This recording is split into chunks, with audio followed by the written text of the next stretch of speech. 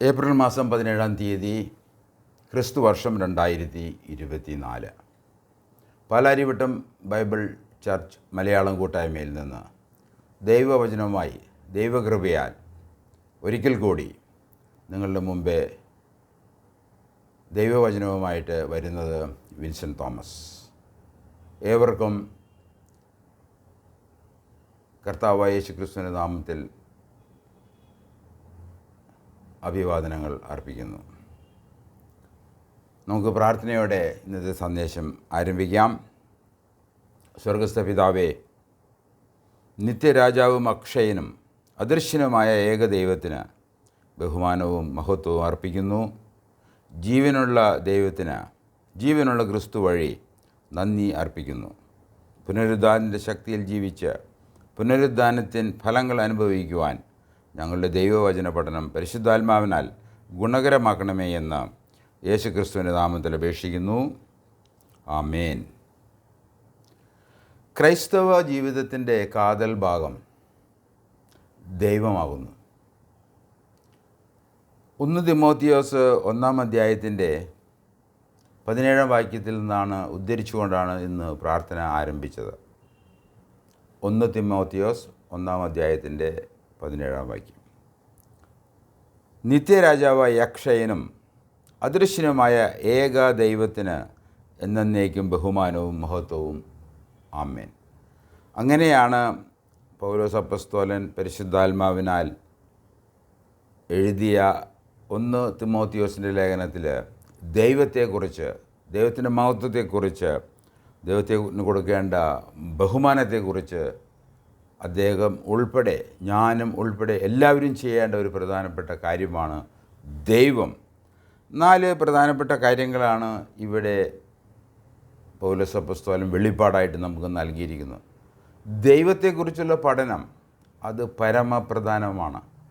ദൈവം ആരാണ് എന്ന് അറിയുന്നില്ല എങ്കിൽ, അവൻ്റെ പരിശുദ്ധിയും വിശുദ്ധിയും അറിയുന്നില്ല എങ്കിൽ പാപത്തെക്കുറിച്ച് അറിയാൻ സാധിക്കുകയില്ല. പാപം അറിയില്ലെങ്കിൽ രക്ഷയെക്കുറിച്ച് അറിയാൻ സാധിക്കുകയില്ല. അതുകൊണ്ട് ഏറ്റവും പരമപ്രധാനമായിട്ടുള്ളത് നമ്മുടെ സൃഷ്ടാവായ ദൈവം തന്നെയാണ്.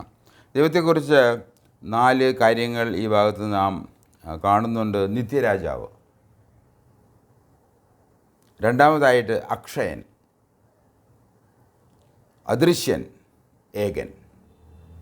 ഈ 4 ഗുണങ്ങളുള്ള ഒരു സത്തയാണ് ദൈവം. എന്നാൽ ഈ ഏക സത്തയിൽ 3 വ്യക്തികളുണ്ട് എന്നുള്ളതാണ് തിരുവചന വെളിപ്പാടുകളിലൂടെ നമുക്ക് മനസ്സിലാകുന്നത്. അതും പഴയ നിയമത്തിൽ തുടങ്ങി പുതിയ നിയമത്തിൽ അത് വളരെ കൃത്യമായിട്ടും നമുക്ക് മനസ്സിലാകാവുന്ന രീതിയിലും പിതാവ്, പുത്രൻ, പരിശുദ്ധാത്മാവ് എന്ന 3 വ്യക്തികൾ ഉണ്ട് എന്ന് ഏകസത്യയിലാണെന്നുള്ളതാണ്. അതുകൊണ്ട് ഏകസത്യദൈവവും അതിൽ 3 വ്യക്തികളും, ഇതാണ് സാക്ഷാൽ ദൈവം. എന്നാൽ പുത്രനെ സംബന്ധിച്ച് വേദപുസ്തകം പറയുന്നത് മനുഷ്യാവതാരത്താൽ പാപപരിഹാരം നിവൃത്തിയാക്കി. നമുക്കറിയാം, പിതാവ് ലോകത്തെ സ്നേഹിച്ചു, തൻ്റെ പുത്രനെ അയച്ചു. തൻ്റെ പുത്രൻ വന്നു, അവൻ നമുക്ക് പകരക്കാരനായിട്ട് മരിച്ചു, അടക്കപ്പെട്ടു. അങ്ങനെ യേശുക്രിസ്തു പാപങ്ങൾക്ക് പരിഹാരമായി, പാപിക്ക് പകരക്കാരനായി, ദൈവത്തിന് പ്രസാദമുള്ള ഏക രക്തബലിയാഗം ഒരിക്കലായി എന്നേക്കുമായി ഏവർക്കുമായി മരിച്ചു. ഇത് വേദശാസ്ത്രപരമായിട്ട് നമുക്ക് ദീർഘനാളുകൾ പഠിക്കാവുന്ന ഒരു നിർവചനമാണ് ഞാനിവിടെ നിങ്ങളുടെ മുമ്പിൽ കൊണ്ടുവന്നത്. യേശുക്രിസ്തു പാപങ്ങൾക്ക് പരിഹാരമായി, യേശുക്രിസ്തു പാപിക്ക് പകരക്കാരനായി, ദൈവത്തിന് പ്രസാദമുള്ള ഏക രക്തബലിയാഗം ഒരിക്കലായി എന്നേക്കുമായി ഏവർക്കുമായി അത് അർപ്പിച്ചു, മരിച്ചു, അടക്കപ്പെട്ടു, 3-ാം ദിവസം ഉയർത്തെഴുന്നേറ്റു. അപ്പോൾ കർത്താവ് യേശുക്രിസ്തുവിൻ്റെ മരണത്തെ സംബന്ധിക്കുന്ന പ്രധാനപ്പെട്ട ചില കാര്യങ്ങളാണ് ഞാനിവിടെ എഴുതിയിരിക്കുന്നത്.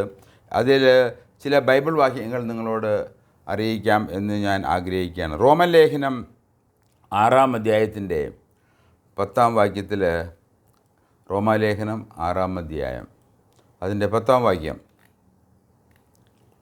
അവൻ മരിച്ചത് പാപസംബന്ധമായി ഒരിക്കലായിട്ട് മരിച്ചു.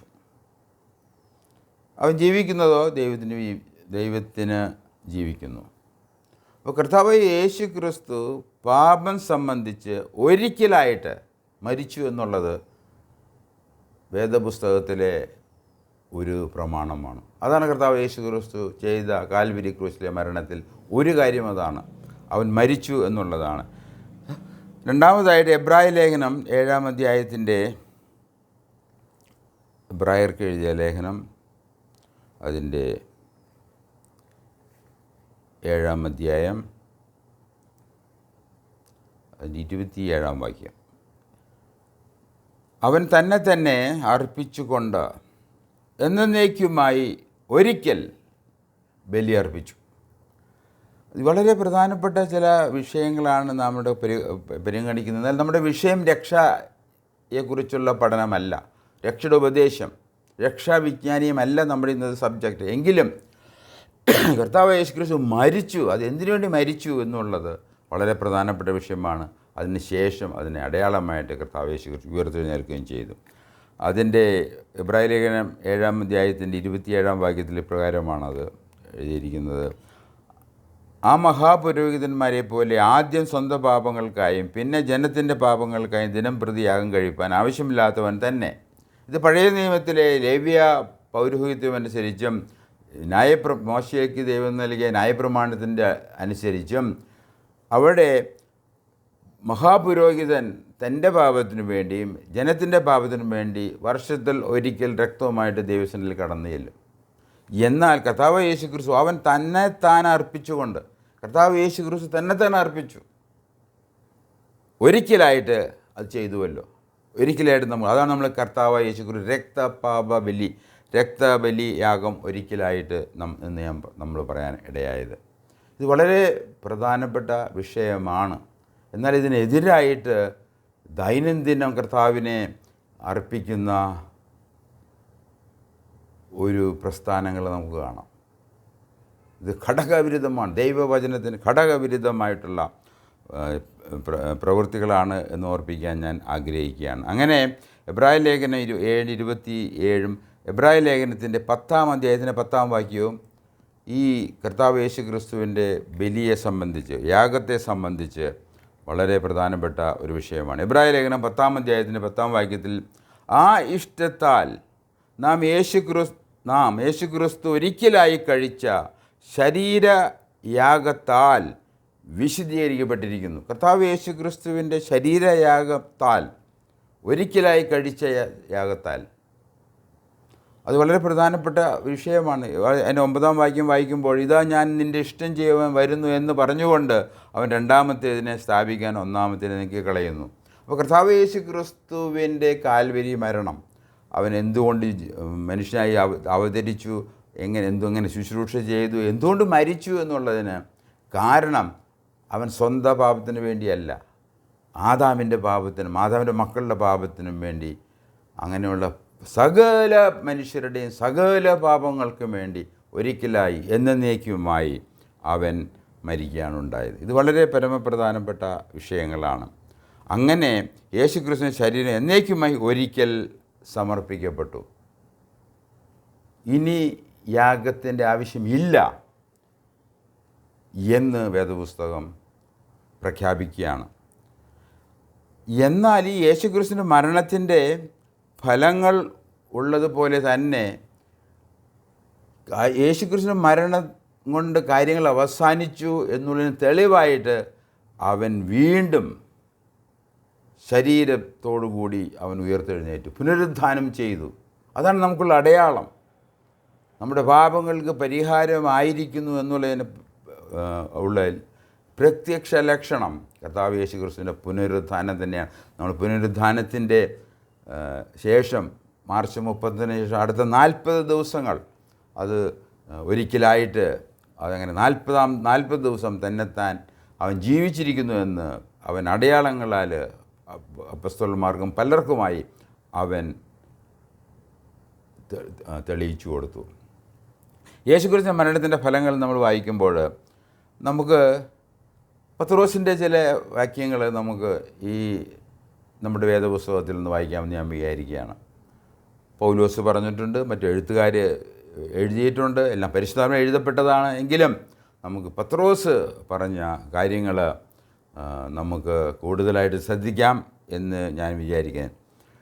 അപ്പോസ്തല പ്രവൃത്തികൾ 4 അധ്യായത്തിൻ്റെ 11-12 വാക്യം നമ്മൾ വായിക്കുമ്പോൾ, വീട് പണിക്കാരനായ നിങ്ങൾ തള്ളിക്കളഞ്ഞ കല്ല് മൂലക്കല്ലായി തീർന്നു.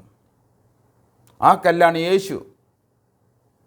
മറ്റാരിലും നമുക്ക് രക്ഷയ്ക്ക് വേണ്ടി മറ്റൊരു നാമവും നൽകപ്പെട്ടിട്ടില്ല. വളരെ പ്രധാനപ്പെട്ട ഒരു വിഷയമാണ് കർത്താവ് യേശു ക്രിസ്തുവും അവൻ്റെ കാൽവരിയിലെ മരണവും. ഈ മരണത്താൽ ഒരിക്കലായിട്ട് പാപപരിഹാരം വന്നു കഴിഞ്ഞിരിക്കുകയാണ്. ഇനി പാപത്തിന് വേണ്ടി വേറെ ഒന്നും ചെയ്യേണ്ട ആവശ്യമില്ല. വീട് പണി എന്നവരായ നിങ്ങൾ തള്ളിക്കളഞ്ഞിട്ട് കോണിൻ്റെ മുലക്കല്ലായി തീർന്ന കല്ല് ഇവൻ തന്നെയാണ്. ഈ കല്ല് യേശു ക്രിസ്തുവാണ്. മറ്റൊരുത്തരും രക്ഷയില്ല. നാം രക്ഷിക്കപ്പെടുവാൻ ആകാശത്തിന് കീഴിൽ മനുഷ്യരുടെ ഇടയിൽ നൽകപ്പെട്ട വേറെ ഒരു നാമവുമില്ല. എത്രയോ സ്പഷ്ടമായിട്ടാണ് ദൈവവചനം അത് എഴുതിയിരിക്കുന്നത്. ഒറ്റ നാമമേ ഉള്ളൂ. ആ നാമം കർത്താവായ യേശു ക്രിസ്തു ആണ് എന്നുള്ളതും, അത് തിരുവചനത്തിൽ യേശു ക്രിസ്തു ആണ് എന്നുള്ളതും, പ്രവചനപ്രകാരം ജനിച്ച് മരിച്ച് അടക്കപ്പെട്ട് ഉയർത്തെഴുന്നേറ്റ കർത്താവായ യേശു ക്രിസ്തു ആണ്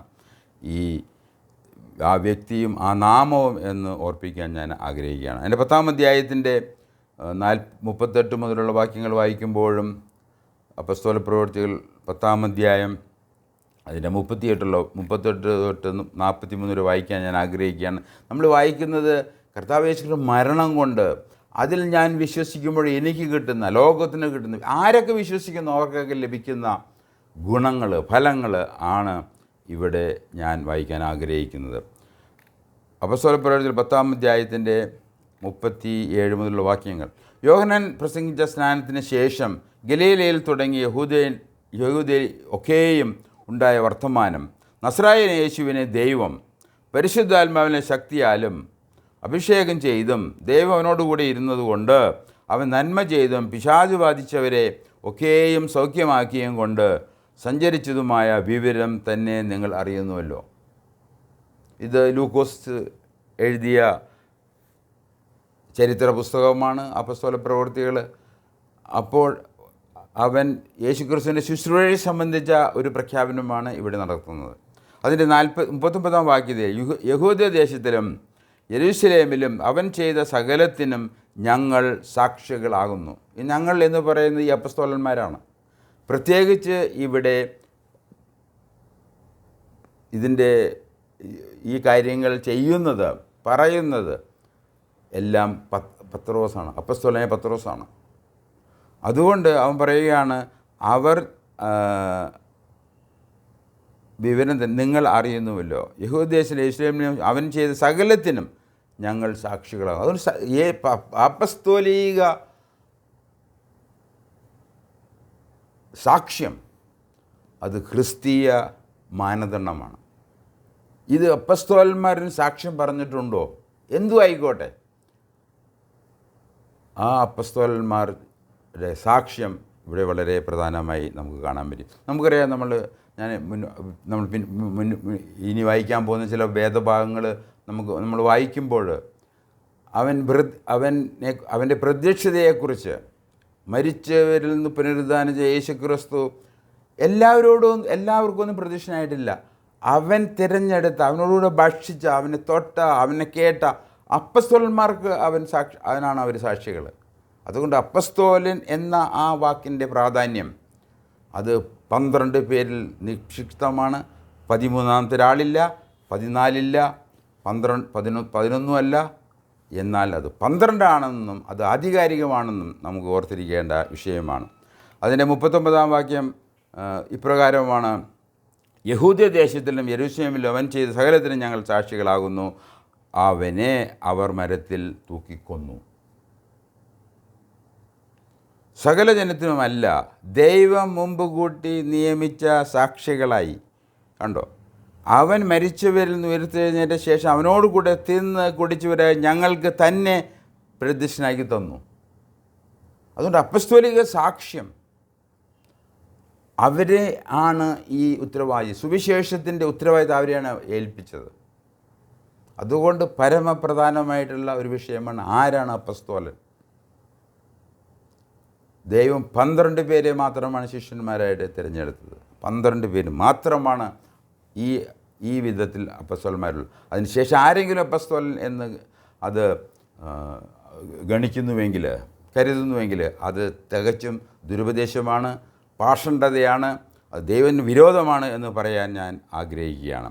അതിന് 42-ാം വാക്യം, ജീവികൾക്കും മരിച്ചവർക്കും ന്യായാധിപതിയായി ദൈവത്തെ നിയമിക്കപ്പെട്ടവൻ അവൻ തന്നെ. അവൻ എന്ന് പറയുമ്പോൾ ആരാണ്? കർത്താവ് യേശു ക്രിസ്തു, നസ്രായനായ യേശുവാണ് ഈ ദൈവത്താൽ നിയമിക്കപ്പെട്ടവൻ എന്ന് ജനത്തോട് പ്രസംഗിച്ചു. സാക്ഷീകരിപ്പാൻ അവൻ ഞങ്ങളോട് കൽപ്പിച്ചു. ഇതാണ് സുവിശേഷം. അവൻ അധികാരപ്പെടുത്തിയ അപ്പോസ്തലന്മാർ പറഞ്ഞ കാര്യങ്ങളാണ് നമ്മുടെ ആത്മീയ രക്ഷയ്ക്ക് ഏറ്റവും പ്രധാനമായിട്ടുള്ളത്. അത് വളരെ കൃത്യമായിട്ട് നിങ്ങൾ ഗ്രഹിക്കണം, മനസ്സിലാക്കണം എന്ന് ഞാൻ ആഗ്രഹിക്കുകയാണ്, ദൈവം ആഗ്രഹിക്കുകയാണ്. അതുകൊണ്ട് ഞാനത് വിളിച്ചു പറയുന്നൊരു വ്യക്തി മാത്രമാണ്. എന്നിട്ട് 43-ാം വാക്യത്തിൽ 10-ാം അധ്യായത്തിൻ്റെ അപ്പോസ്തലപ്രവൃത്തി 43-ാം അധ്യായത്തിൽ പ്രകാരമാണ്, നിങ്ങൾ ശ്രദ്ധിച്ച് കേൾക്കണം. അവനിൽ വിശ്വസിക്കുന്ന ഏവനും അവൻ്റെ നാമം മൂലം പാപമോചനം ലഭിക്കും എന്ന് സകല പ്രവാചകന്മാരും സാക്ഷ്യം പറയുന്നു. ഇതാണ് കർത്താവ് യേശു ക്രിസ്തുവിൻ്റെ കാൽവരി മരണം കൊണ്ടുണ്ടായ ഗുണം. അവനിൽ വിശ്വസിക്കുന്ന ഏവനും പാപമോചനം ലഭിക്കും. അത് നിങ്ങളത് വിശ്വസിക്കുന്നുവോ? അതാണ് വിഷയം. അങ്ങനെ നിങ്ങൾ വിശ്വസിക്കുന്നുവെങ്കിൽ, അവൻ്റെ പുനരുദ്ധാനത്തിൽ വിശ്വസിക്കുന്നുവെങ്കിൽ ഇനി എന്ത് ചെയ്യണം? അതാണ് നമ്മളുടെ വിഷയം. അങ്ങനെ യേശുക്രിസ്തുവിൻ്റെ മരണത്തിൻ്റെ ഫലങ്ങൾ ഞാൻ അല്പമായിട്ട് നിങ്ങളുടെ മുന്നിൽ വെച്ചു. പാപമോചനത്തിന് രക്ഷയ്ക്കും പ്രത്യക്ഷ അടയാളം 3-ാം നാൾ പുനരുദ്ധാനം ചെയ്തതാണ്. അതുകൊണ്ട് കർത്താവ് യേശുവിൻ്റെ ഉയർത്തെഴുന്നേൽപ്പ് അത് പരമപ്രധാനമായിട്ടൊരു ചരിത്ര സത്യമാണ്. അവൻ മരിച്ചു, അടക്കപ്പെട്ടു, 3-ാം ദിവസം 3-ാം നാൾ അവൻ ഉയർത്തെഴുന്നേറ്റു. അപ്പോസ്തലന്മാർക്ക് പ്രത്യക്ഷനായി. അവരോട് പറഞ്ഞു, നിങ്ങളിതിന് സാക്ഷികളാണ് എന്ന് പറഞ്ഞു. അവനോടുകൂടെ തിന്ന് കുടിച്ചവർ അവരാണ്. അവർ പറഞ്ഞ സാക്ഷ്യമാണ്. അവനിൽ വിശ്വസിക്കുന്നവന് പാപമോചനം ലഭിക്കുന്നു. നിങ്ങൾക്ക് പാപമോചനം ലഭിച്ചിട്ടുണ്ടോ? ഞാനത് വിശ്വസിക്കുന്ന വ്യക്തിയാണ്. അതുകൊണ്ട് എനിക്ക് പാപമോചനം ലഭിച്ചു എന്ന് ഞാൻ പൂർണ്ണമായിട്ട് വിശ്വസിക്കുകയാണ്. ഇനി എന്ത്? അതാണ് നമ്മളുടെ വിഷയം. പുനരുദ്ധാനത്തിൻ്റെ ഫലങ്ങൾ നാം ആസ്വദിക്കുന്നവരാകണം. അങ്ങനെ കർത്താവ് യേശു ക്രിസ്തു എൻ്റെ പാപങ്ങൾക്ക് വേണ്ടി മരിച്ചു, ലോകത്തിൻ്റെ പാപങ്ങൾക്ക് വേണ്ടി മരിച്ചു. അത് വിശ്വസിക്കുന്ന ഏവർക്കും മാത്രമാണ് അത് ലഭിക്കുന്നത്. എന്നാൽ വിശ്വസിക്കണം എന്ന ഒരു പ്രമാണം ദൈവം വെച്ചിരിക്കുകയാണ്. അത് ഞാൻ പറയുന്നതോ സഭ പറയുന്നതോ അല്ല. ഇത് ദൈവവചനത്തിൽ ദൈവം പറയുന്ന കാര്യമാണ്. എൻ്റെ പുത്രനായ കർത്താവ് യേശു ക്രിസ്തു കാൽവരി മരണം സകല പാപങ്ങളുടെയും പരിഹാരമായി ദൈവത്തിന് പ്രസാദമുള്ളതായതുകൊണ്ട് അവന് 3-ാം നാൾ ഉയർത്തെഴുന്നേൽപ്പിച്ചു. അവൻ വിശ്വസിക്കുന്നതിന് മാത്രമേ അതിന് ഗുണം കിട്ടത്തുള്ളൂ. അത് വിശ്വാസത്താലാണ്, അത് പ്രവൃത്തിയാലല്ല എന്നുള്ളതും ഒരിക്കൽ കൂട്ടിച്ചേർക്കാൻ ഞാൻ ആഗ്രഹിക്കുകയാണ്. ഞാൻ കൂട്ടിച്ചേർക്കുന്നതല്ല. എഫേസ്യൻ 2-ാം അധ്യായത്തിൻ്റെ 8-9 വാക്യം നിങ്ങൾ വായിച്ചു നോക്ക്. ആരും പ്രശംസിക്കാതിരിക്കാൻ അത് പ്രവൃത്തിയും കാരണമല്ല എന്ന് വ്യക്തമായിട്ട് എഴുതിയിട്ടുണ്ട്. അങ്ങനെ ഈ 3-ാം നാൾ പുനരുദ്ധാനം ചെയ്തു എന്നുള്ളത് പാപമോചനത്തിനും നിത്യരക്ഷയ്ക്കുമുള്ള അടയാളമായിട്ടാണ് നിലനിൽക്കുന്നത്. അതുകൊണ്ട് മരിച്ചുവെന്നും പുനരുദ്ധാനം ചെയ്തു എന്നും നാം വിശ്വസിക്കേണ്ടതാകുന്നു. എന്നാൽ പുനരുദ്ധാനത്തിൻ്റെ ഫലങ്ങൾ നമ്മൾ കഴിഞ്ഞ ആഴ്ച അല്പമായിട്ട് നമ്മൾ വായിക്കുകയുണ്ടായി. ഒന്ന് പരിശുദ്ധ സ്നാനം. നമുക്കറിയാം, അപ്പോസ്തല പ്രവൃത്തികൾ 1-ാം അധ്യായത്തിൽ നിന്നാണ് നാം അതിനെ തിരഞ്ഞെടുത്തത്. കർത്താവ് യേശു ക്രിസ്തു അവർ സ്വർഗാരോഹണത്തിന് മുമ്പായിട്ട് അപ്പോസ്തലന്മാർക്ക് ചില കൽപ്പനകൾ കൊടുത്തു. അതിന് 5-ാം വാക്യത്തിൽ യോഹന്നാൻ വെള്ളം കൊണ്ട് സ്നാനം കഴിപ്പിച്ചു. നിങ്ങൾക്കോ ഇനി ഏറെ നാൾ കഴിയും മുമ്പേ പരിശുദ്ധാത്മാവ് കൊണ്ട് സ്നാനം ലഭിക്കും എന്ന് കൽപ്പിച്ചു. ഈ സ്നാനം എന്നുള്ള വിഷയം അത് ബാപ്റ്റിസം എന്നൊരു വെർബ്, കർമ്മമാണ് അതിന് ഉപയോഗിച്ചിരിക്കുന്ന ഗ്രീക്ക് ഭാഷ. അത് വളരെ വിവിധ സഭകൾ വിവിധ തലത്തിൽ അതിനെ മനസ്സിലാക്കുകയും പ്രവർത്തിക്കുകയും ചെയ്യുന്നത് കൊണ്ട് ഇത് ശരിയായിട്ട് പരിഭാഷപ്പെടുത്തിയിട്ടില്ല. അതുകൊണ്ടാണ് ഇതിന് സ്നാനമെന്നും മാമോദീസ എന്നൊക്കെ പല പേരുകളുള്ളത്. ബാപ്റ്റിസം എന്ന് പറഞ്ഞാൽ ഇവിടെ പറഞ്ഞിരിക്കുന്നത് എങ്ങനെയാണ്? സ്നാനം കഴിപ്പിച്ചു. യോഹന്നാൻ വെള്ളം കൊണ്ട് സ്നാനം കഴിപ്പിച്ചു. പറഞ്ഞു, ദൈവരാജ്യം വരാൻ പോവുകയാണ്, നിങ്ങൾ മാനസാന്തരപ്പെട്ട് സുവിശേഷത്തിൽ വിശ്വസിക്കണം. നീ വിശ്വസിക്കുന്നുവോ? നീ മാനസാന്തരപ്പെട്ടുവോ? യേസ്, വാ. അവന് വെള്ളത്തിൽ മുക്കി. അപ്പോൾ അവൻ പറഞ്ഞ ഈ കാര്യങ്ങളോടുള്ള, ഈ വരാൻ പോകുന്ന രാജ്യത്തോടുള്ള ഒരു ഐഡൻറ്റിഫിക്കേഷൻ, അതിനെ തിരിച്ചറിയാനുള്ള ഒരു മാർഗം മാത്രമാണ് ഈ വെള്ളത്തിലുള്ള സ്നാനം. അതുപോലെ തന്നെയാണ് പരിശുദ്ധാത്മ സ്നാനം. അത് ഡ്രൈ ആണ്, അതിന് വെള്ളമില്ല. അത് നമ്മൾ മനസ്സിലാക്കേണ്ട പരമപ്രധാനമായിട്ടുള്ള ഒരു വിഷയമാണ്. അതിൻ്റെ പുനരുദ്ധാനത്തിൻ്റെ ആദ്യ ഫലം നമുക്ക് ലഭിക്കുന്നത് പരിശുദ്ധാത്മ സ്നാനമാണ്. അത് പെന്തക്കോസ്ത് നാളിൽ അപ്പസ്തോലന്മാർക്ക് ലഭിച്ചു. ഇന്ന് വിശ്വസിക്കുന്ന ഏവർക്കും അതിൻ്റെ ഭാഗമായിട്ട് നമുക്കും ഈ പരിശുദ്ധാത്മ സ്നാനത്താൽ നമ്മൾ യേശു ക്രിസ്തുവായിട്ട് തിരിച്ചറിയുകയാണ്. അത് ഈ യേശു ക്രിസ്തു വിശ്വസിച്ചു, എൻ്റെ പാപങ്ങൾക്ക് പരിഹാരം വന്നു, ഞാൻ രക്ഷിക്കപ്പെട്ടു, ഞാൻ ഇനി കർത്താവിൻ്റെ പ്രത്യക്ഷതയ്ക്കായി കാത്തിരിക്കുന്നവനാണെന്ന് കാണിക്കാൻ വേണ്ടി ഉള്ള ഒരു പ്രവൃത്തിയാണ് ജലസ്നാനം. ഞാൻ എന്നെ തന്നെ വെള്ളത്തിൽ മുങ്ങിക്കൊണ്ട് എന്നെ മുക്കുമ്പോഴും ഞാൻ പറയുകയാണ്, കർത്താവിന് വേണ്ടി മരിച്ചു, അടക്കപ്പെട്ടു, ഞാൻ അവൻ ഉയർത്തെഴുന്നേറ്റ് പോലെ ഞാനും ഇനി പുനരുദ്ധാനത്തിൻ്റെ ശക്തിയിൽ ജീവിക്കണം. അതാണ് സ്നാനം കൊണ്ട്. അപ്പോൾ ഇതുകൊണ്ട് പ്രത്യേകമായിട്ടൊന്നും ലഭിക്കാൻ പോകുന്നില്ല. ദൈവത്തിൻ്റെ കൽപ്പനകൾ അനുസരിക്കുന്നു എന്ന ഒരു ഗുണമല്ലാതെ വേറെ യാതൊരു ഗുണവും ഇതുകൊണ്ട് ഇല്ല. ഇത് ദൈവം തൻ്റെ പരിശുദ്ധാത്മാവിനാൽ ചെയ്യുന്ന ഒരു പ്രവൃത്തിയായിട്ട് മനസ്സിലാക്കേണ്ടത് ആവശ്യമാണ്. ഒന്നാമത് പരിശുദ്ധാത്മ സ്നാനം, പിന്നെ പരിശുദ്ധാത്മ ശക്തി. നിങ്ങൾക്ക് ശക്തി ലഭിച്ചിട്ട് നിങ്ങൾ എൻ്റെ സാക്ഷികളാകും എന്നാണ് കർത്താവ് പറഞ്ഞത്. അതുകൊണ്ട് അപ്പോസ്തലർ 1-8 പരിശുദ്ധാത്മാവിൻ്റെ ശക്തിയും, അതുമാത്രമല്ല അതിൻ്റെ അപ്പോസ്തലർ 1-8 കർത്താവ് പറഞ്ഞു, നിങ്ങൾ എൻ്റെ സാക്ഷികളാകും. നിങ്ങൾ പരിശുദ്ധാത്മാവ് നിങ്ങളിൽ മേൽ വരും, നിങ്ങൾ അവനാൽ സ്നാനപ്പെടും, അവൻ നിറഞ്ഞവരായിട്ട് നിങ്ങൾ ശക്തി ലഭിച്ച് എൻ്റെ യേശു ക്രിസ്തുവിൻ്റെ സാക്ഷികളാകും.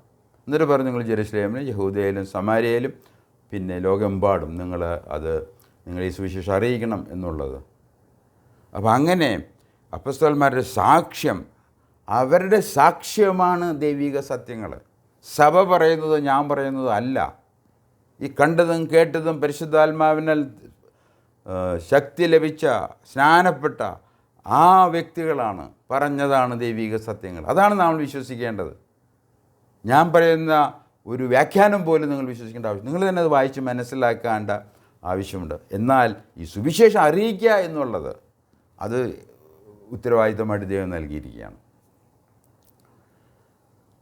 അങ്ങനെ അപ്പോസ്തലന്മാരുടെ സാക്ഷ്യവും നമുക്ക് വളരെ പ്രധാനപ്പെട്ടതാണ്. അപ്പോസ്തലർ 1-8 അത് കർത്താവ് തന്നെ പറഞ്ഞു, എന്നാൽ പരിശുദ്ധാത്മ നിങ്ങളുടെ മേൽ വരുമ്പോൾ നിങ്ങൾ ശക്തി ലഭിച്ചിട്ട്, അതവിടെ ശക്തി, ഡൈനാമോ, പവർ ലഭിച്ചിട്ട് യെരുശലേമിലും യഹൂദയിലും എല്ലായിടത്തും ശമര്യയിലും ഭൂമിയുടെ അറ്റത്തോളം എൻ്റെ സാക്ഷികൾ ആകും. എൻ്റെ എന്ന് പറഞ്ഞ കർത്താവാണ് പറയുന്നത്. കർത്താവ് എൻ്റെ എന്ന് പറയുമ്പോൾ യേശു ക്രിസ്തുവിൻ്റെ സാക്ഷികളാകും എന്ന് യേശു ക്രിസ്തു പറഞ്ഞു.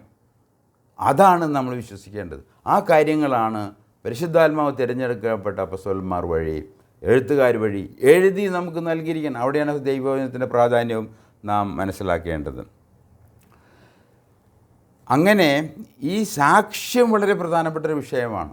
നമുക്ക് ഇന്ന് നാം പത്രോസിൻ്റെ ലേഖനത്തിൽ നിന്നും പത്രോസ് പറഞ്ഞ കാര്യങ്ങൾ നമ്മൾ ശ്രദ്ധിക്കാൻ പോവുകയാണ്. പത്രോസിനോട് കർത്താവ് പറഞ്ഞതും അതിനുശേഷം കർത്താവ് പറഞ്ഞ കാര്യം, പത്രോസ് പറഞ്ഞ കാര്യങ്ങളും നാം ശ്രദ്ധിക്കുകയാണ്. അവനിൽ വിശ്വസിക്കുന്ന പാപമോചനമുണ്ട്. രക്ഷിക്കപ്പെടാൻ ഒരു നാമമേ ഉള്ളൂ. അത് കർത്താവ് യേശു ക്രിസ്തുവിൻ്റെ നാമമാണ്. അത് ബൈബിളിലെ യേശു ക്രിസ്തുവാണ്. അതിനുശേഷം പത്രോസിൻ്റെ ലേഖനത്തിൽ നിന്ന് നമ്മൾ വായിക്കുമ്പോൾ നമ്മൾ അത് മനസ്സിലാക്കേണ്ട വിഷയമാണ്. കർത്താവ് പറഞ്ഞ പോലെ പത്രോസും അപ്പോസ്തലന്മാരും സാക്ഷ്യം പറഞ്ഞു, സുവിശേഷം അറിയിച്ചു, കേട്ടവർ അത് വിശ്വസിച്ചു.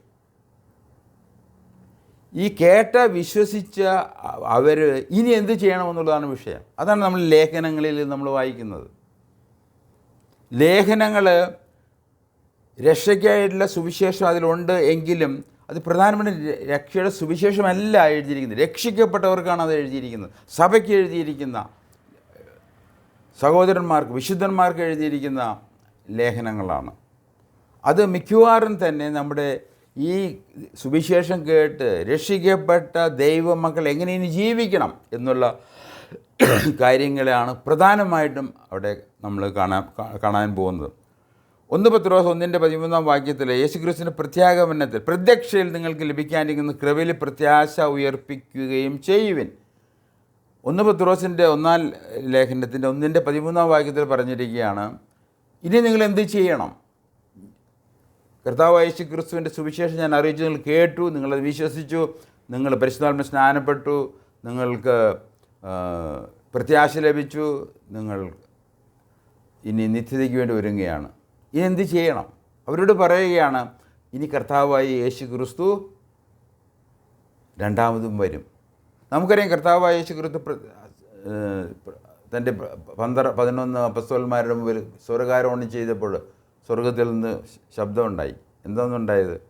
നിങ്ങൾ എങ്ങനെയാണോ അവൻ പോകുന്ന പോലെ കാണുന്നത് പോലെ തന്നെ അവൻ തിരിച്ചു വരും. കർത്താവ് ഈ രണ്ടാം വരവുണ്ട്. അപ്പോൾ അതുകൊണ്ട് 1 പത്രോസ് 1:13 യേശുക്രിസ്തുവിൻ്റെ പ്രത്യക്ഷയിൽ നിങ്ങൾക്ക് ലഭിക്കാൻ കൃപയിൽ പ്രത്യാശ അർപ്പിക്കുകയും ചെയ്യും. അതാണ് നമ്മുടെ പ്രധാനപ്പെട്ട ജോലി. ഇനി കർത്താവിനി നമുക്ക് വേണ്ടി വീണ്ടും വരും. അതുകൊണ്ട് സുവിശേഷം കേട്ട് വിശ്വസിച്ച് ഇനി എന്ത് എന്നുള്ളതാണ് നമ്മൾ ലേഖനങ്ങളിൽ നിന്നും മറ്റുള്ള സുവിശേഷങ്ങളിൽ നിന്നൊക്കെ നമ്മൾ പഠിക്കാൻ പോകുന്നതാണ്. ഇനി എന്ത് ചെയ്യണം? ഒന്നാമതായിട്ട് നമ്മൾ കർത്താവിൻ്റെ യേശുക്രിസ്തുവിൻ്റെ രണ്ടാം വരവ്, പ്രത്യക്ഷത എന്നാണ് ഇവിടെ എഴുതിയിരിക്കുന്നത്. അതിൽ നമ്മൾ പ്രത്യാശയുള്ളവരായിരിക്കണം.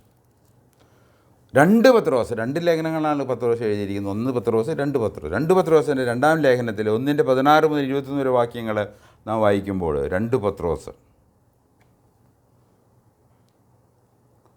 1 പത്രോസ് അതിൻ്റെ 13 വാക്യം ഞാൻ വായിക്കാൻ ആഗ്രഹിക്കുകയാണ്. ആകയാൽ നിങ്ങൾ മനസ്സുറപ്പിച്ച് നിർമ്മതയരായ യേശുക്രിസ്തു പ്രത്യക്ഷതയെങ്കിൽ നിങ്ങൾക്ക് വരുവാനുള്ള കൃപയിൽ പൂർണ്ണ പ്രത്യാശ വെച്ചുകൊള്ളുവിൻ. അതാണ് 1 പത്രോസ് 1 ലേഖനത്തിൽ 13 വാക്യത്തിൽ. രക്ഷിക്കപ്പെടുന്ന ശേഷം ഇനി എന്ത്?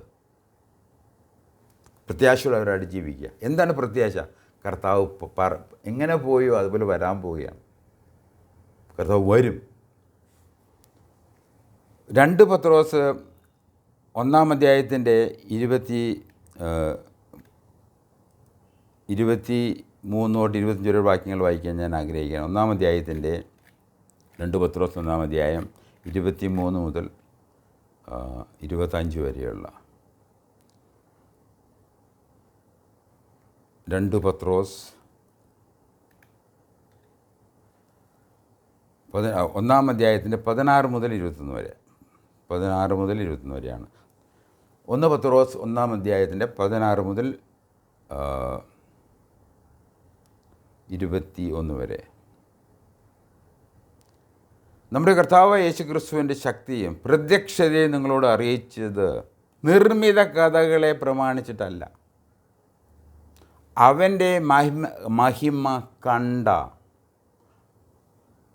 സാക്ഷികളായി തീർന്നിട്ടത്രേ. ഇവിടെ പത്രോസ് പറയുന്നത് മറുരൂപമലയിൽ കർത്താവ് യേശുക്രിസ്തു മറുരൂപനായി.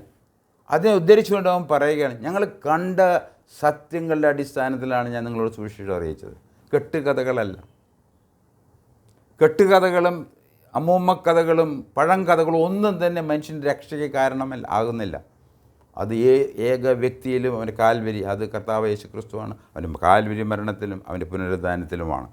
അതിൻ്റെ 17 വാക്യത്തിൽ 1 പത്രോസ് 1:17 വാക്യത്തിൽ, ഇവൻ എൻ്റെ പ്രിയപുത്രൻ, ഇവങ്കിൽ ഞാൻ പ്രസാദിച്ചിരിക്കുന്നു എന്നുള്ള ശബ്ദം അതിശ്രേഷ്ഠ തേജസ്സെങ്കിൽ നിന്ന് വന്നപ്പോൾ പിതാവായ ദൈവത്താൽ അവന് മാനവും തേജസ്സും ലഭിച്ചു. നേരത്തെ പറഞ്ഞതുപോലെ മറുരൂപമലയുടെ സാക്ഷ്യമാണ് കണ്ട കാര്യങ്ങളെ അടിസ്ഥാനത്തിൽ പറയുന്നത്. 18 വാക്യത്തിൽ, ഞങ്ങൾ അവനോടുകൂടെ വിശുദ്ധ പർവ്വതത്തിൽ ഇരിക്കുമ്പോൾ സ്വർഗത്തിൽ നിന്ന് കേട്ട ഈ ശബ്ദം ഉണ്ടായത് കേട്ടു. ആരെങ്കിലും അങ്ങനെ കേട്ടിട്ടുണ്ടോ? നോ. അത് അപ്പസ്തോലന്മാർക്ക് നിക്ഷിപ്തമായിരിക്കുന്ന ദൈവിക വെളിപ്പാടുകൾ മാത്രമാണ്. അതിൻ്റെ 19 വാക്യത്തിൽ, പ്രവാചക വാക്യവും അധികം സ്ഥിരമായിട്ടുണ്ട്, നമുക്കുണ്ട്. നേരം വെളുക്കുകയും നിങ്ങളുടെ ഹൃദയത്തിൽ ഉദയ നക്ഷത്രം ഉദിക്കുകയും ചെയ്യുവോളം ഇരുണ്ട സ്ഥലത്ത് പ്രകാശിക്കുന്ന വിളക്ക് പോലെ അതിനെ കരുതിക്കൊണ്ടാൽ നന്ന്. നമ്മളെന്താണ് കരുതിക്കൊള്ളേണ്ട ആവശ്യം? പ്രവാചകവാക്യം, ദൈവവചനം. അപ്പോൾ രക്ഷിക്കപ്പെട്ടതിന് ശേഷം അടുത്ത പരിപാടി എന്ന് പറഞ്ഞാൽ ദൈവവചനം വായിച്ച് പ്രത്യാശയുള്ളവരായിട്ട് ദൈവം നമുക്ക് വേണ്ടി വച്ചിരിക്കുന്ന വലിയ പ്രത്യാശാ വിഷയങ്ങൾ, അവൻ്റെ വാഗ്ദാനങ്ങൾ അത് മനസ്സിലാക്കി അതിൽ ജീവിക്കുക എന്നുള്ളതാണ് നമ്മളെ സംബന്ധിച്ച് ഏറ്റവും പ്രധാനപ്പെട്ട വാക്യം. അതിനുശേഷം 20 21 വളരെ പ്രധാനപ്പെട്ടതാണ്. തിരുവെഴുത്തിലെ പ്രവചനം ഒന്നും സ്വയമായ വ്യാഖ്യാനത്തിൽ ഉളവാകുന്നതല്ല എന്ന് ആദ്യം തന്നെ അറിഞ്ഞുകൊള്ളണം. പ്രവചനം ഒരിക്കലും മനുഷ്യൻ്റെ ഇഷ്ടത്താൽ വന്നതല്ല, ദൈവകൽപ്പനയാൽ മനുഷ്യ പരിശുദ്ധാത്മ നിയമം പ്രാപിച്ച് സംസാരിച്ചത് അത്ര. ഈ പ്രവചനവാക്യം പഴയ നിയമത്തിലെ പ്രവാചകന്മാരുടെ പ്രവചനങ്ങളുടെ അടിസ്ഥാനത്തിൽ കർത്താവ് യേശു ജനിച്ചു, ശുശ്രൂഷ ചെയ്തു, മരിച്ചു, അടക്കപ്പെട്ടു, പുനരുദ്ധാനം ചെയ്തു, സ്വർഗാരോഹണം ചെയ്തു, പിതാവിന് വലത്ത് ഭാഗത്തിരിക്കുന്നു. ശത്രുക്കളെ പാദപീഠം അവിടെ ഇരിക്കുകയാണോ? ഇപ്പോൾ ഇന്ന് ശത്രുക്കളെ പാദപീഠമാക്കിക്കൊണ്ടിരിക്കുകയാണ്. അതാണ് നമ്മളിന്ന് നമ്മുടെ ലോകത്തിൽ കാണുന്നത്. ദൈവം, പിതാവായ ദൈവം യേശുക്രിസ്തുവിൻ്റെ ശത്രുക്കളെ പാദപീഠമാക്കിക്കൊണ്ടിരിക്കുകയാണ്. നിങ്ങൾ പത്രത്തിൽ വായിക്കുന്ന എല്ലാ വാർത്തകളും അതുകൊണ്ട് ബന്ധപ്പെട്ട കാര്യങ്ങളാണ്. ഞാനതിൻ്റെ വിഷയങ്ങളിലേക്ക് കടക്കുന്നില്ല, കാരണം നമ്മുടെ വിഷയം അതല്ലല്ലോ. എങ്കിലും നിങ്ങളത് അറിഞ്ഞിരിക്കേണ്ട വിഷയം തന്നെയാണ്. അങ്ങനെ നമ്മുടെ രണ്ട് പത്രോസ് 1-ാം അധ്യായത്തിൻ്റെ 16 മുതൽ 21 വാക്യങ്ങളിൽ പ്രവാചക വചനത്തെ ശ്രദ്ധിക്കണം, കരുതണം. അത് വായിക്കണം, ഗ്രഹിക്കണം, അതിനെ മനനം ചെയ്യണം. അതിനെക്കുറിച്ച് മറ്റുള്ള വചനങ്ങളായിട്ട് നമ്മൾ താരതമ്യപ്പെടുത്തി കാര്യങ്ങൾ ബോധ്യം. അതാണ് ഞാൻ ചെയ്യുന്നത്. ഞാൻ ചെയ്യുന്ന ശുശ്രൂഷ അതാണ്. അതിലേക്ക് നിങ്ങളെ നയിക്കുക എന്നുള്ളത് മാത്രമാണ് എൻ്റെ സുവിശേഷം അറിയിക്കുക, വേദപുസ്തകത്തിലേക്ക് നിങ്ങളെ കൊണ്ടുവരിക. ബാക്ക് ടു ദി ബൈബിൾ, അതാണ് ഞങ്ങളുടെ ശുശ്രൂഷ. നിങ്ങൾ ബൈബിൾ വായിക്കാൻ തുടങ്ങിക്കഴിഞ്ഞാൽ ദൈവം നിങ്ങളോട് സംസാരിക്കും. ദൈവവചനത്തിലൂടെ താൻ തന്നെ നിങ്ങളോട് സംസാരിക്കും, നിങ്ങൾക്ക് താല്പര്യം ഉണ്ട് എങ്കിൽ. അങ്ങനെ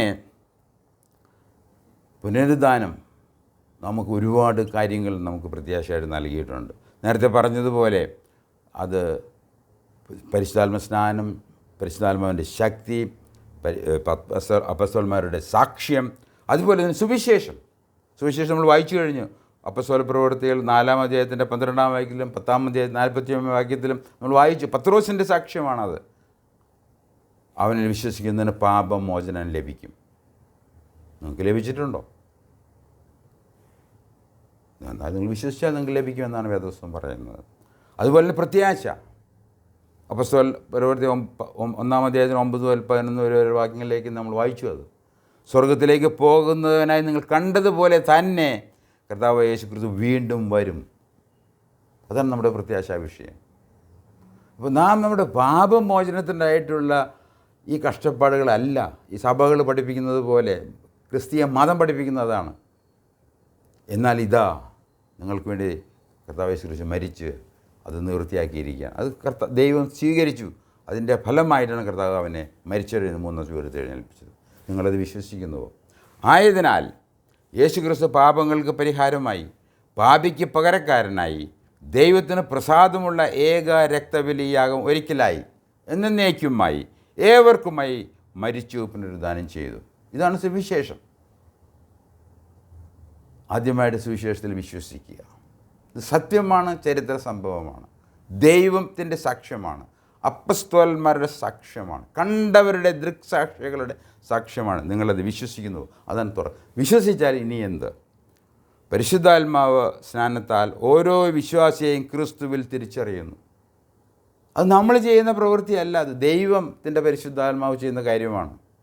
ആദാമിൽ ജനിച്ച് ആദാമിൽ ശിക്ഷയ്ക്ക് യോഗ്യരായി നമ്മളെ നമ്മുടെ വിശ്വാസം വഴി പരിശുദ്ധാത്മാവ് നമ്മളെ എന്തു ചെയ്യുന്നു? ക്രിസ്തുവായിട്ട് നമ്മൾ തിരിച്ചറിയുകയാണ്, ഐഡൻറ്റിഫിക്കേഷൻ ചെയ്യുകയാണ്. അതുകൊണ്ടാണ് ബാപ്റ്റിസം എന്ന വാക്കിൻ്റെ അർത്ഥം ഐഡൻറ്റിഫിക്കേഷനാണ്, തിരിച്ചറിയുകയാണ്. നമ്മൾ ആദാമിലാണ് ദൈവം അറിയുന്നത്. എന്നാൽ സുവിശേഷം വഴി നമ്മൾ യേശു ക്രിസ്തുവിനെ നമ്മൾ മനസ്സിലാക്കുമ്പോൾ, വിഗ്രഹിക്കുമ്പോൾ, ഓഫ് കോഴ്സ് അതിൻ്റെ പിന്നിലൊക്കെ പരിശുദ്ധാത്മാവിൻ്റെ പ്രവർത്തനമുണ്ട്. അങ്ങനെ യേശു ക്രിസ്തുവിൽ നമ്മൾ വിശ്വസിക്കുമ്പോൾ ഈ പരിശുദ്ധാത്മാവ് നമ്മളെ ഈ ആദാമിന് പകരമായിട്ട് യേശു ക്രിസ്തുവിൽ നമ്മൾ തിരിച്ചറിയുകയാണ്. അവനുമായിട്ടുള്ള ഏകീഭാവം നടക്കുകയാണ്, ഐക്യം ഉണ്ടാകുകയാണ്. അങ്ങനെയാണ് ദൈവം നമ്മളെ രക്ഷിക്കുന്നത്. അങ്ങനെ നമ്മൾ സുവിശേഷത്തിൽ വിശ്വസിക്കണം. പരിശുദ്ധാത്മാ ഓരോ വിശ്വാസിയെയും ക്രിസ്തുവിൽ തിരിച്ചറിയുന്നു. യേശു ക്രിസ്തു മരണത്തിൻ്റെയും പുനരുദ്ധാനത്തിൻ്റെയും ശക്തിയിൽ ജീവിക്കുക. അതാണ് നമ്മളിനി ചെയ്യേണ്ടത്. നമ്മുടെ പാപമല്ല വിഷയം, അതിൻ്റെ പരിഹാരം അത് കഴിയുകയാണ്. ഇനി മുന്നോട്ടുള്ള ജീവിതം എങ്ങനെയായിരിക്കണം? അവിടെ നമ്മൾ കർത്താവ് യേശു ക്രിസ്തു ദൈവം പരിശുദ്ധനായിരിക്കണം, നമ്മൾ പരിശുദ്ധനായിരിക്കണം എന്നൊക്കെ വാക്യങ്ങൾ ഒരുപാട് പൗലോസ് പറയുന്നുണ്ട്, പത്രോസും പറയുന്നുണ്ട്. അതൊക്കെ നമുക്ക് പിൽക്കാലങ്ങളിൽ പഠിക്കാം. നമ്മുടെ ആത്മീയ ജീവിതത്തിൽ ഒരുപാട് കാര്യങ്ങൾ നമുക്ക് ചെയ്യാനുണ്ട്. എന്നാൽ അത് പാപത്തിനുള്ള പരിഹാരത്തിനല്ല എന്ന് നാം ബോധ്യപ്പെടുത്തേണ്ട ആവശ്യമുണ്ട്. അങ്ങനെ ആകയാൽ യേശു ക്രിസ്തുവിൻ്റെ മരണത്തിൻ്റെയും പുനരുദ്ധാനത്തിൻ്റെയും ശക്തിയിൽ ജീവിക്കുക, യേശു ക്രിസ്തുവിൻ്റെ പ്രദർശിതയായി ഒരുങ്ങുക, ദൈവവചനത്താൽ ഹൃദയത്തെ പ്രകാശിപ്പിക്കുക. ഇതാണ് നമ്മൾ ചെയ്യേണ്ട കാര്യങ്ങൾ. അതുകൊണ്ട് ഈ സുവിശേഷം അത് കൃത്യമായിട്ട് അത് നൽകുന്നതും അത് പ്രഖ്യാപിക്കുന്നതും അത് വിശ്വസിക്കാൻ തക്ക അതിൻ്റെ പിന്നിൽ ത്രിയേക ദൈവം പ്രവർത്തിക്കുന്നുണ്ട്. പിതാവ്, പുത്രൻ, പരിശുദ്ധാത്മാവിൻ്റെ പ്രവർത്തനത്താൽ മാത്രമാണ് ഈ സുവിശേഷം കേൾക്കാനും അത് വിശ്വസിക്കാനും നമുക്ക് ഒരു അവസരം ദൈവം നൽകുന്നത്. എന്നാൽ അത് വിശ്വസിക്കുക എന്നുള്ള ഉത്തരവാദിത്തം അത് മനുഷ്യനിൽ അത് ദൈവം അത് വച്ചിരിക്കുകയാണ്. അത് നിങ്ങൾ വിശ്വസിക്കുന്നുവെങ്കിൽ നിങ്ങൾക്ക് ഇതിൻ്റെ ഫലങ്ങൾ നിങ്ങൾക്ക് തീർച്ചയായിട്ടും ലഭിക്കും. അങ്ങനെ നാം സുവിശേഷത്തിൽ വിശ്വസിക്കുക, പരിശുദ്ധാത്മാവിൽ എന്താണെന്ന് നമ്മൾ അറിയുക, യേശുക്രിസ്തുവിൻ്റെ മരണത്തിനെ പുനരുദ്ധാനത്തിൻ്റെയും ശക്തിയിൽ ജീവിക്കുക, യേശുക്രിസ്തുവിൻ്റെ പ്രത്യക്ഷതയ്ക്കായി ഒരുങ്ങുക, ദൈവവചനത്തിൽ ഹൃദയത്തെ പ്രകാശിപ്പിക്കുക. നമുക്ക് പ്രാർത്ഥനയോടെ ഈ ഇന്നത്തെ ക്ലാസ് അവസാനിപ്പിക്കാം. സ്വർഗ്ഗസ്ഥ പിതാവേ, കേൾപ്പിച്ച വചനത്തിനായി നന്ദി പറയുന്നു. കേട്ട വചനം വിശ്വാസമായി പരിഗണിക്കണമെന്ന് യേശുക്രിസ്തുവിൻ്റെ നാമത്തിൽ അപേക്ഷിക്കുന്നു. ആമേൻ. കേൾവിക്കാർക്കും ഏവർക്കും ദൈവകൃപയും എല്ലാ നന്മയും നേരുന്നു. ദൈവം അനുവദിച്ചാൽ അടുത്ത ആഴ്ച കാണാം, കേൾക്കാം. നന്ദി. Thank you very much.